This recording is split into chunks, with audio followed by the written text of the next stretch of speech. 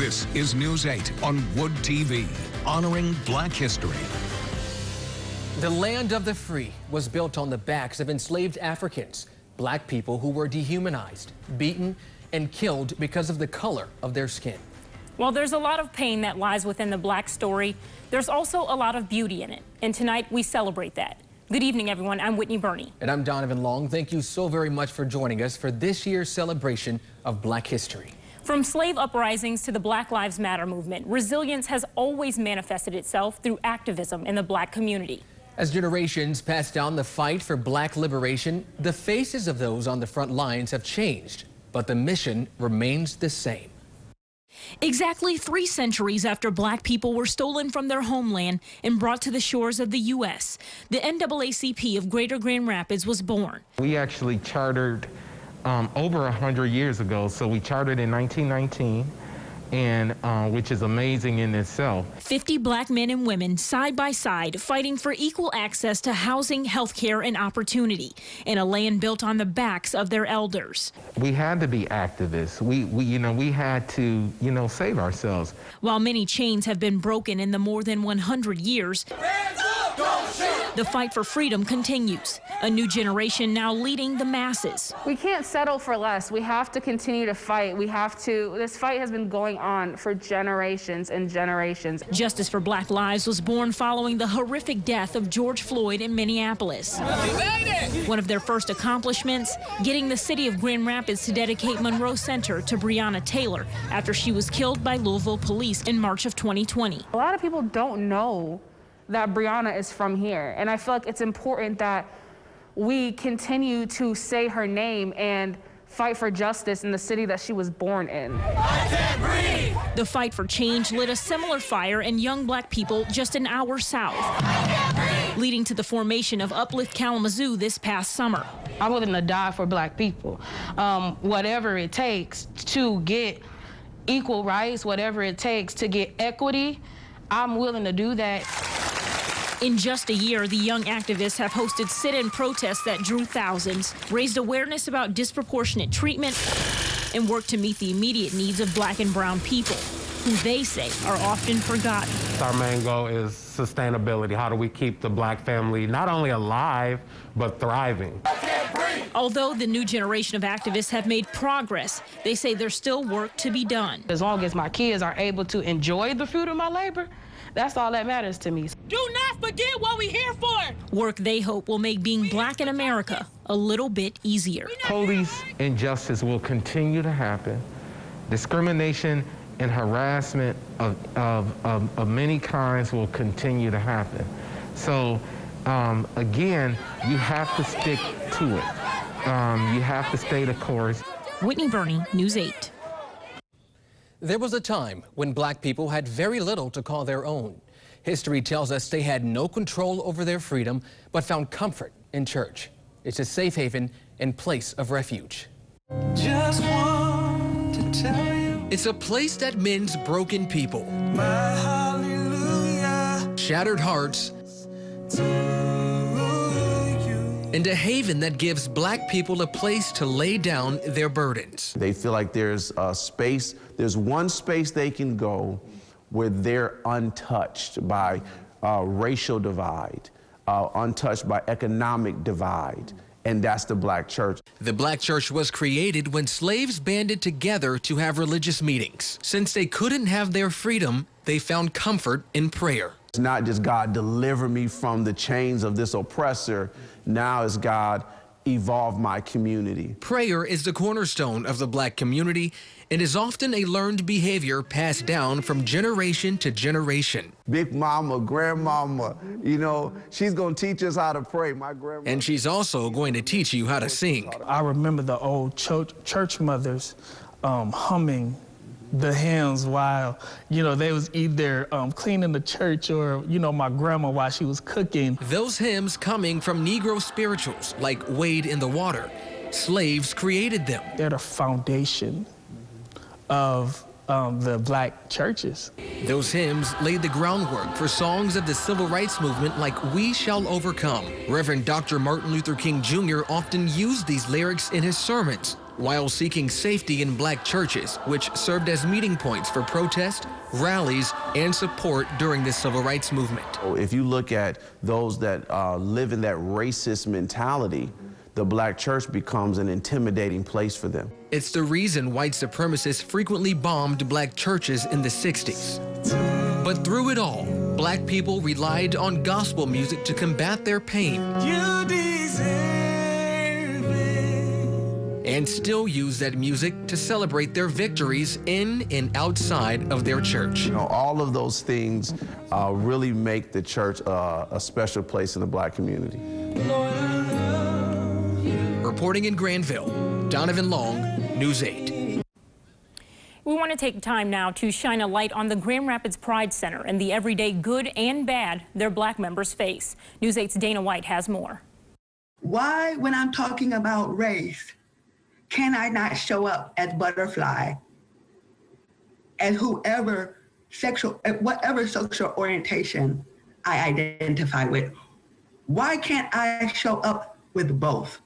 Butterfly Kingsley is an intern at the Grand Rapids Pride Center. She says she can think of multiple situations where she felt shamed just for being herself. One in particular, when a former employer wouldn't address her by her name, deeming it unprofessional. When they did that to me, can you imagine having to go into your job day in and day out, not being addressed? You have to be inclusive for all. And when you don't take the time to do that, again, you're denouncing who I am as an individual. And she's not alone. It's harder because it's a lot of emotional labor. Roman Black, a sexual health consultant, says he often has to explain his identity. Having to prove my blackness, but having to prove my queerness, having to prove either my masculinity or my femininity. Looking forward towards solutions, these two believe people should be more accepting of one another. Number one, address pronouns. We should all be, when we introduce ourselves, we are resilient and we stand for the highest justice. Because to me, we understand what it means like to be discounted, dismissed, invisible. Well, during the Civil War, the World Wars, and in Vietnam, you could find black people on the front lines fighting for America, a country that didn't always fight for them. Black people were serving during times where they weren't legally allowed to eat in the same restaurants or attend school with their white counterparts. Tonight, we're taking a look at war through the eyes of black veterans.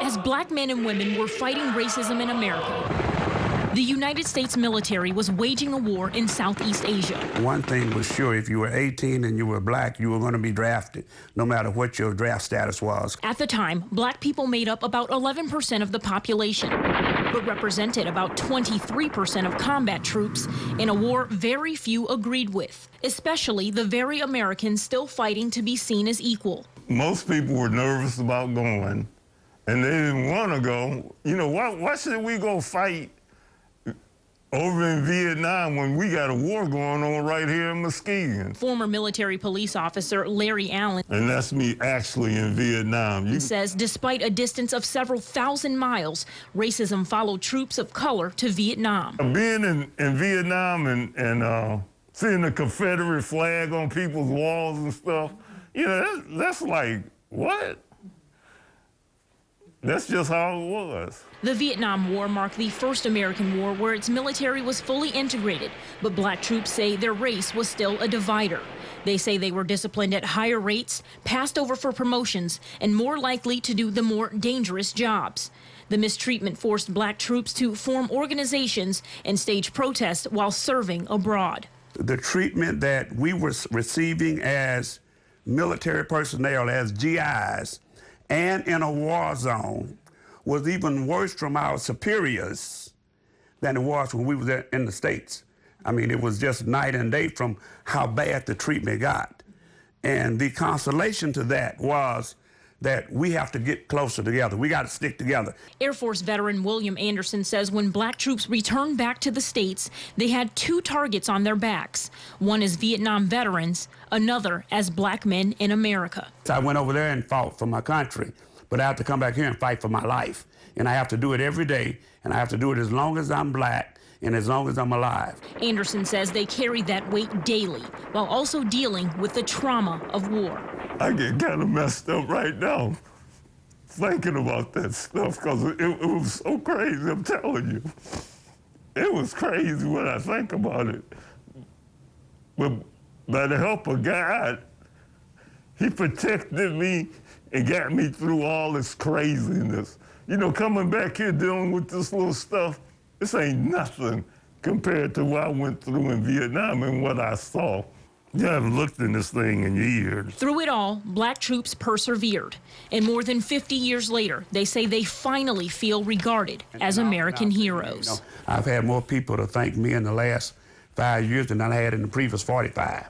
And there are people now who realize how important what we did was in Vietnam. Well, still ahead tonight, we'll shine a light on the discrimination black women face at work. We'll show you how a group of hairstylists are encouraging black women to embrace their roots. Welcome back. We want to take a look at some of the issues black people face when it comes to their natural hair.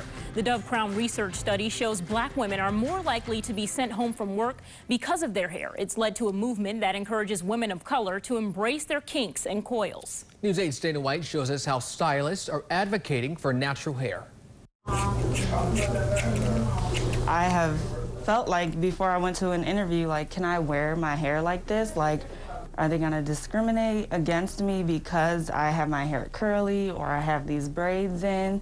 It's a question many black people have to ask themselves. I shouldn't have to feel like that, but I'm also going to own it because that's who I am. Unfortunately, this is an issue.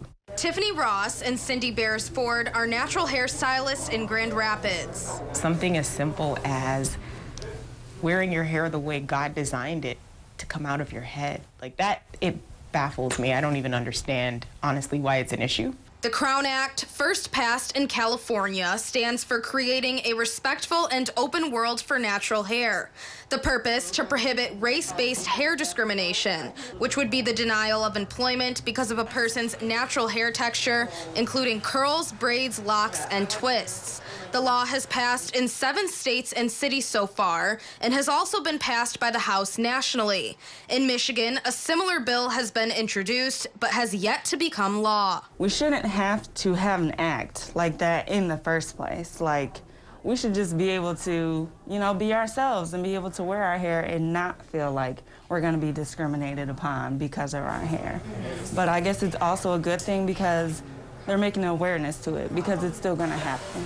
These 2 women hope by sharing their experiences, people will become more accepting and make the workplace a better environment for everyone. I hope it brings awareness and change, and that people can see it and recognize it and shift their mindsets. Dana White, News 8. Up next, we'll introduce you to the first black person to graduate from Western Michigan University, how she broke barriers around the world. Plus, we'll dive into the vibrant history of black Greek life, how it emerged during segregation, after the break.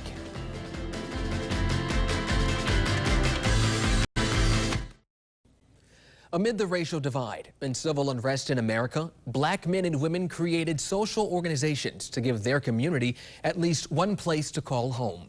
They're known as Black Greek Letter Organizations. They were established starting in the early 1900s, and they continue to uplift the black community today.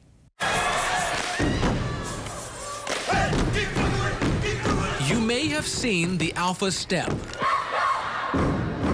the Deltas move with precision, or the Omegas hop in their iconic gold boots. But beyond the Zeta stroll and the way the Kappas shimmy is a deep, rich history within black Greek culture. Oh, it's beautiful. It's a beautiful thing. Dwayne Lewis is a member of Alpha Phi Alpha Fraternity Incorporated. He pledged a chapter at Grand Valley State University almost 3 years ago. Founded at Cornell University in 1906, Phi A was the first black intercollegiate fraternity to ever exist. We were birthed because our people had nowhere else to lean on or lean towards. That's why all black fraternities and sororities were created. Just really gave us a sense of belonging, a family. That family is called the Divine Nine, the number representing all 9 black Greek letter organizations that center on service and unity, like Alpha Kappa Alpha Sorority Incorporated, the first black sorority. Another exciting piece about being a member is seeing all of the strong black women who have just like excelled in their careers, in their just their lives. Some of those AKA women: Vice President Kamala Harris, civil rights pioneer Coretta Scott King, and NASA's Katherine Johnson, who President Obama awarded the Presidential Medal of Freedom. We really want our focus to be more on what we do for the community. Same goes for the women of Delta Sigma Theta. After we were founded, our first public service act was participating in a women's suffrage march. Like other members of the Divine Nine, Omega Psi Phi was also founded on community, but distinguishes itself with signs, chants, and handshakes that only Omega men would know. A lot of that stuff spans from us saying that, hey, we have something that we've put together, that we've grown to be able to do together, and now we can share that going forward. You see, members of the Divine Nine are more alike than they are different. No matter what is thrown at us, we will always rise to the occasion. They use that same strength, that same resilience to uplift the black community, one step from the alphas, one move from the iotas, and one hop from the omegas at a time. She broke barriers at Western Michigan University and around the globe. News 8's Kyle Mitchell has a story on a history of achievements of Murs Tate. Murs Tate was not only the first black woman to graduate from Western State Teachers College, which later became WMU, but she left behind a legacy of accomplishments. So in 10th grade, as Sonia Hollins began researching, this is actually her high school graduating class in Blanchard. She never thought what started as an idea for a book would change her life and the lives of so many others. She traveled the world twice, spoke 5 languages, was a Fulbright scholar in India, and I'm thinking, why don't I know about this Michigan woman? When Murs School burned down, she was named valedictorian in the 10th grade. And while other students were excited that school was over, she's like, no, I want to go into college. I need 2 more years of high school. So she moved to Battle Creek and worked as a maid. But for a black woman in the 1920s, going to college was far from easy. She was accepted to the University of Michigan, but when they found out she was African American, they denied her admission. And Dr. Waldo, who was the president of Western Michigan University, found out about Murs because he knew her employer in Battle Creek. And that's when he got her a scholarship to come here. She graduated in 3 years with a 4-year degree and became a history teacher at a high school in Indianapolis, where she started a travel club for students. At that time, when she graduated in 1927, they didn't allow African-American teachers to teach high school in Michigan.